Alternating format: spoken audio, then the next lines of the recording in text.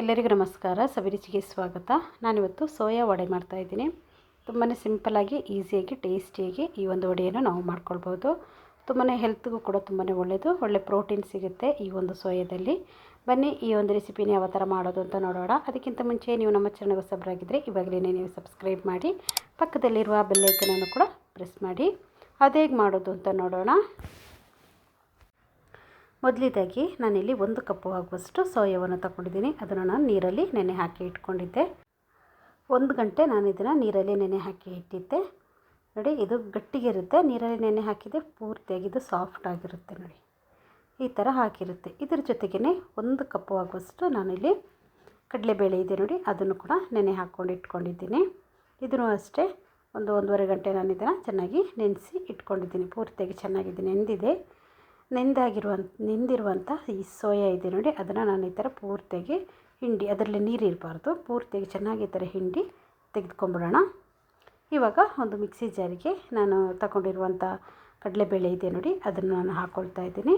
ಚೆನ್ನಾಗಿ ತೊಳೆದು ಮಿಕ್ಸಿ ಜಾರಿಗೆ ಹಾಕ್ಕೊಳ್ತಾ ಇದ್ದೀನಿ. ಇವಾಗ ಇದನ್ನು ನಾವು ತರಿಯಾಗಿ ಗ್ರೈಂಡ್ ಮಾಡ್ಕೊಳ್ಬೇಕು. ನುಣ್ಣಗೆ ಮಾಡ್ಕೊಳ್ಳಿಕ್ಕೆ ಹೋಗ್ಬಿಡಿ, ತರಿಯಾಗಿ ಗ್ರೈಂಡ್ ಮಾಡ್ಕೊಳ್ಬೇಕು. ನೋಡಿ, ಈ ಥರ ಆಗಿರಬೇಕು. ಇವಾಗ ಇದು ಕಡಲೆಬೇಳೆ ಚೆನ್ನಾಗಿ ತರಿಯಾಗಿ ಗ್ರೈಂಡ್ ಆಗಿದೆ ನೋಡಿ, ಇಷ್ಟಾದರೆ ಸಾಕು.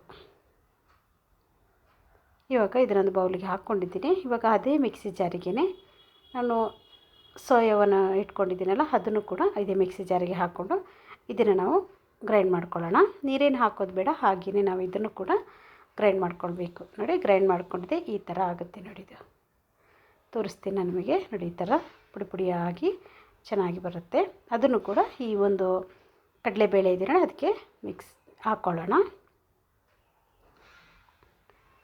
ನೋಡಿ, ಪೂರ್ತಿಯಾಗಿ ಹಾಕ್ಕೊಂಡಿದ್ದೀನಿ. ಇವಾಗ ನಾನು ಇದಕ್ಕೆ 3 ಹಸಿಮೆಣಸಿನ್ಕಾಯಿ, ಸ್ವಲ್ಪ ಕರಿಬೇವಿನ ಸೊಪ್ಪು, 1 ಈರುಳ್ಳಿಯನ್ನು ಚಿಕ್ಕದಾಗಿ ಕಟ್ ಮಾಡಿ ಅದನ್ನು ಕೂಡ ಹಾಕ್ಕೊಂಡಿದ್ದೀನಿ. ಕರಿಬೇವಿನ ಸೊಪ್ಪು ಸ್ವಲ್ಪ ಜಾಸ್ತಿ ಇದ್ರೂ ಚೆನ್ನಾಗಿರುತ್ತೆ. ಖಾರಕ್ಕೆ ಇಲ್ಲಿ ಹಸಿಮೆಣಸಿನ್ಕಾಯನ್ನು ಕೂಡ ನಾನಿಲ್ಲಿ ಸೇರಿಸ್ಕೊಂಡಿದ್ದೀನಿ. ಖಾರ ನೋಡಿಕೊಂಡು ನೀವು ಹಾಕ್ಕೊಳ್ಳಿ, ನಿಮಗೆ ಜಾಸ್ತಿ ಕಡಿಮೆ ಬೇಕಾದರೆ ಹಾಕ್ಕೊಳ್ಬೋದು. ರುಚಿಗೆ ತಕ್ಕಷ್ಟು ಉಪ್ಪನ್ನು ಕೂಡ ಹಾಕ್ಕೊಂಡಿದ್ದೀನಿ. ಒಂದು ಅರ್ಧ ಸ್ಪೂನ್ ಆಗುವಷ್ಟು ಜೀರಿಗೆಯನ್ನು ಕೂಡ ಸೇರಿಸ್ಕೊಂಡಿದ್ದೀನಿ. ಜೀರಿಗೆಯನ್ನು ಹಾಕ್ಕೊಂಡು ಒಮ್ಮೆ ಇದನ್ನು ಮಿಕ್ಸ್ ಮಾಡ್ಕೊಳ್ಳೋಣ. ಇವಾಗ ನೋಡಿ, ಇದಕ್ಕೆ ಕೊತ್ತಂಬರಿ ಸೊಪ್ಪನ್ನು ಕೂಡ ನಾನಿಲ್ಲಿ ಸೇರಿಸ್ಕೊಳ್ತಾ ಇದ್ದೀನಿ. ನಿಮಗೆ ಖಾರ ಜಾಸ್ತಿ ಬೇಕು ಅಂದರೆ ನೀವು ಇಲ್ಲಿ ಖಾರದ ಪುಡಿಯನ್ನು ಕೂಡ ಹಾಕ್ಕೊಳ್ಬೋದು. ಹಾಕ್ಕೊಂಡು ಇದರ ಚೆನ್ನಾಗಿ ನಾವು ಮಿಕ್ಸ್ ಮಾಡ್ಕೊಳ್ಬೇಕು. ಇವಾಗ ಇದರಲ್ಲಿ ಸ್ವಲ್ಪ ನೀರಿನ ಅಂಶ ಇರುತ್ತೆ ಅಲ್ವಾ, ಅದರಿಂದನೇ ನಾವು ಇದನ್ನು ಉಂಡೆ ಕಟ್ಕೊಳ್ಬೋದು. ಆಮೇಲೆ ಈರುಳ್ಳಿಯಲ್ಲೂ ಕೂಡ ನೀರಿನ ಅಂಶ ಇರುತ್ತೆ, ಅದನ್ನು ಕೂಡ ನೀರು ಬಿಟ್ಕೊಳ್ಳುತ್ತೆ. ಸ್ವಲ್ಪ ಉಂಡೆ ಮಾಡಿ ನಾವು ವಡೆಯನ್ನು ಯಾವ ಥರ ಮಾಡ್ಕೊಳ್ತೀವಿ ಅದೇ ಥರ ಈ ಥರ ಪ್ರೆಸ್ ಮಾಡಿಕೊಂಡ್ರೆ ಇಲ್ಲಿ ವಡೆ ರೆಡಿ ಆಗುತ್ತೆ. ನೋಡಿ, ಈ ಥರ ಶೇಪ್ಗೆ ನಾನು ಮಾಡ್ಕೊಂಡಿದ್ದೀನಿ.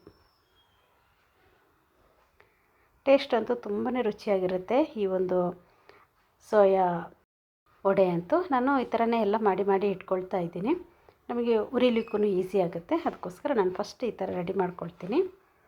ಇವಾಗ ಇಲ್ಲಿ ಎಣ್ಣೆ ಕೂಡ ಬಿಸಿಗೆ ಇಟ್ಟಿದ್ದೆ. ಎಣ್ಣೆ ಚೆನ್ನಾಗಿ ಬಿಸಿಯಾಗಿದೆ. ಬಿಸಿಯಾಗಿರುವಂಥ ಎಣ್ಣೆಗೆ ಈ ವಡೆಯನ್ನು ನಾವು ಹಾಕ್ಕೊಳ್ಳೋಣ. ನೋಡಿ, ಎಲ್ಲ ಹಾಕ್ಕೊಳ್ತಾ ಇದ್ದೀನಿ. ಸೊ ಈ ಒಂದು ವಡೆ ಸ್ವಲ್ಪ ಡಿಫ್ರೆಂಟಾಗಿರುತ್ತೆ, ತಿನ್ನೋಕ್ಕೆ ಟೇಸ್ಟ್ ಅಂತೂ ತುಂಬಾ ಚೆನ್ನಾಗಿರುತ್ತೆ. ಒಂದ್ಸಲಿ ನೀವು ಕೂಡ ಟ್ರೈ ಮಾಡಿ. ಇದನ್ನು ನಾನು 2 ಸೈಡು ಚೆನ್ನಾಗಿ ಫ್ರೈ ಮಾಡ್ಕೊಳ್ತೀನಿ. ಮಕ್ಳಿಗಂತೂ ತುಂಬಾ ಇಷ್ಟ ಆಗುತ್ತೆ ಈ ಥರದೊಂದು ವಡೆ ಮಾಡಿಕೊಟ್ರೆ ನೀವು. ನೋಡಿ, ಇನ್ನೂ ಸ್ವಲ್ಪ ಫ್ರೈ ಆಗಲಿ, ಇದು ಸ್ವಲ್ಪ ಕಲರಲ್ಲೇ ಚೇಂಜ್ ಆಗಬೇಕು. ನೋಡಿ, ಇವಾಗ ಇದು ಆಗಿದೆ, ಇಷ್ಟ ಆದರೆ ಸಾಕು. ಇವಾಗ ಇದನ್ನೆಲ್ಲ ತೆಗೆದುಬಿಡೋಣ. ನೋಡಿ, ಪೂರ್ತಿಯಾಗಿ ತೆಕ್ಕೊಳ್ತಾ ಇದ್ದೀನಿ. ಇದೇ ಥರ ನಾನು ಉಳಿದಿರುವಂಥ ಎಲ್ಲ ವಡೆಯನ್ನು ರೆಡಿ ಮಾಡ್ಕೊಳ್ತೀನಿ. ತುಂಬಾ ರುಚಿಯಾಗಿರುವಂಥ ಸೋಯಾ ವಡೆ ಇಲ್ಲಿ ರೆಡಿಯಾಗಿದೆ. ನೋಡಿದ್ರಲ್ಲ, ಇಷ್ಟೊಂದು ಸುಲಭವಾಗಿ ನಾವು ಈ ಒಂದು ವಡೆಯನ್ನು ಮಾಡ್ಕೊಳ್ಬೋದು ಅಂತ. ಈ ವಿಡಿಯೋ ನಿಮಗೆ ಇಷ್ಟ ಆಯಿತು ಅಂದರೆ ಲೈಕ್ ಮಾಡಿ, ಶೇರ್ ಮಾಡಿ, ಸಬ್ಸ್ಕ್ರೈಬ್ ಮಾಡಿ. ವಿಡಿಯೋ ನೋಡೋದಕ್ಕಾಗಿ ಧನ್ಯವಾದಗಳು. ನಾನು ಸಬಿ.